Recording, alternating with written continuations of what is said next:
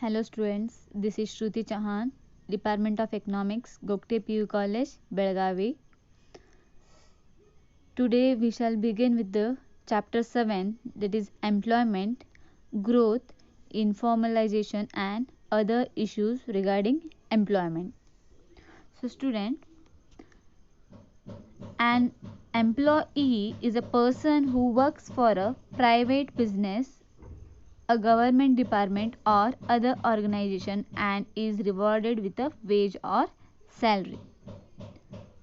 Okay, so employers are people or organizations who hire others to work for them and pay them for their efforts.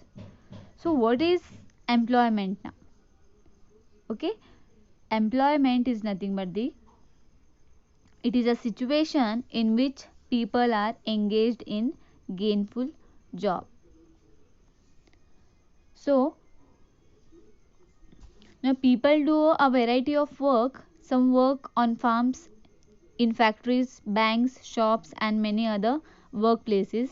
Yet a few others work at home.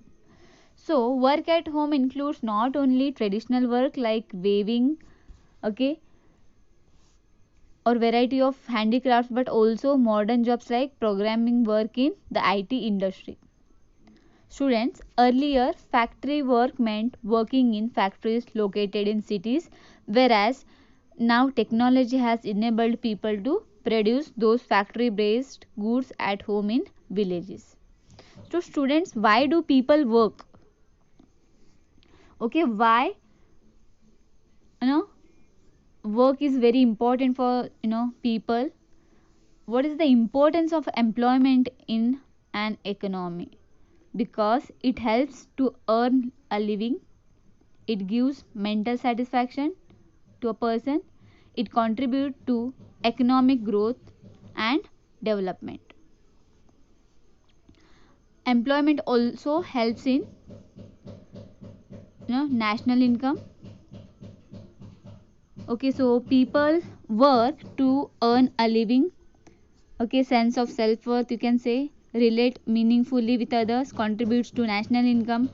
So what happens, according to Mahatma Gandhi, once Mahatma Gandhi insisted upon education and training through a variety of works including craft. Okay, so there are two types of quality and nature of employment, that is net earnings positive, net earnings negative. What is net earnings positive? Positive net earnings are nothing but the when export is greater than import.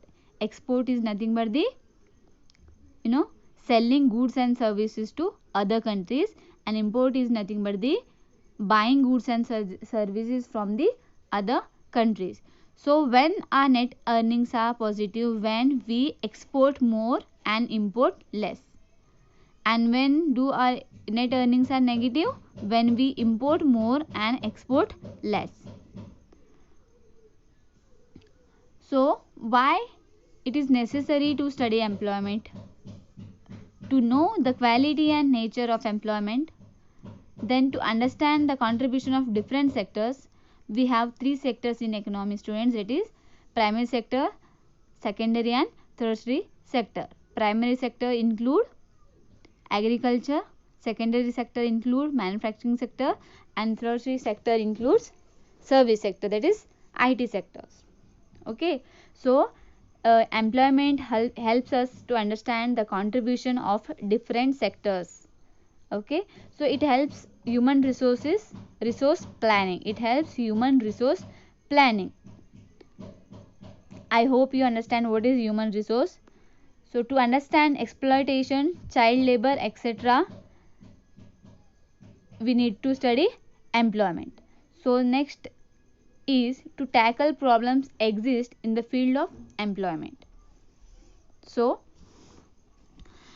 work plays an important role in our lives as individuals and as members of society.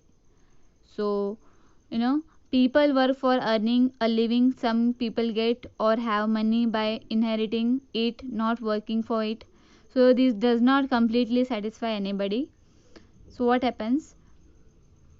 Being employed in work gives us a sense of self-worth and enables us to relate ourselves meaningfully with others.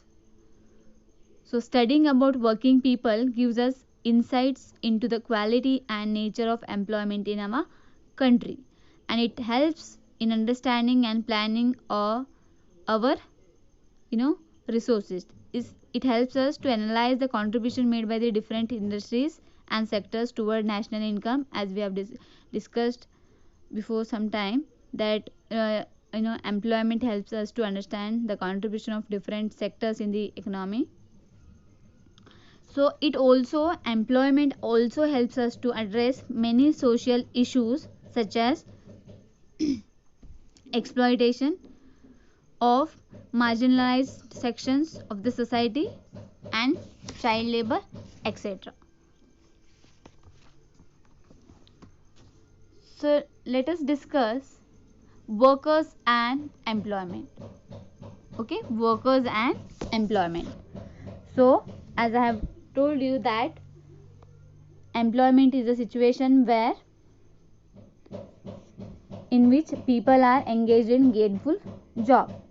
And who is a worker? Worker is nothing but a person who works for a private business, a government department or other organization and is rewarded with a wage or salary.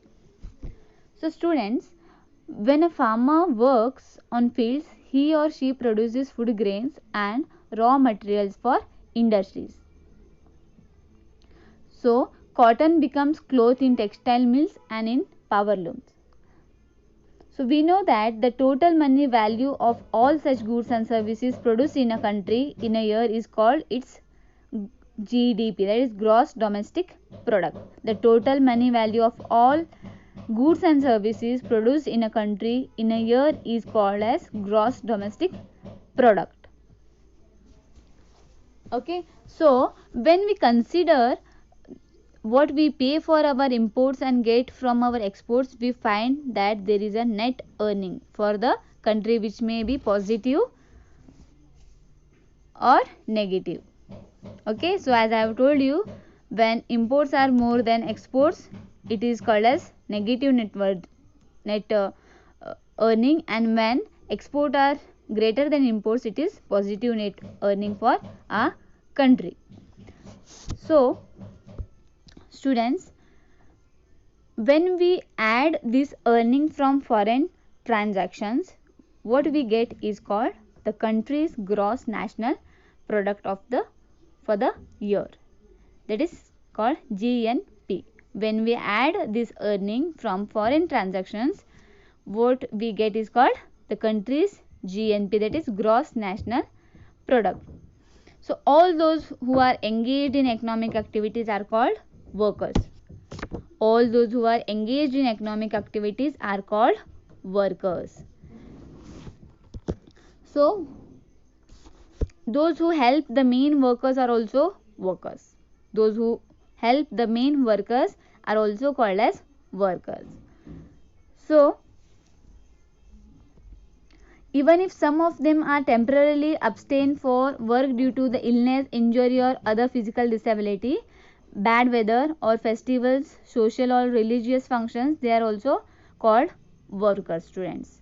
So workers also include all those who help the main workers in these activities.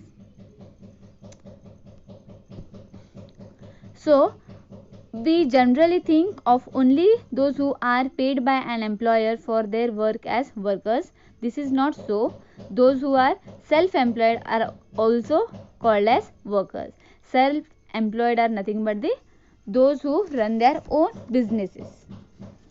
So the nature of employment in India is multifaceted.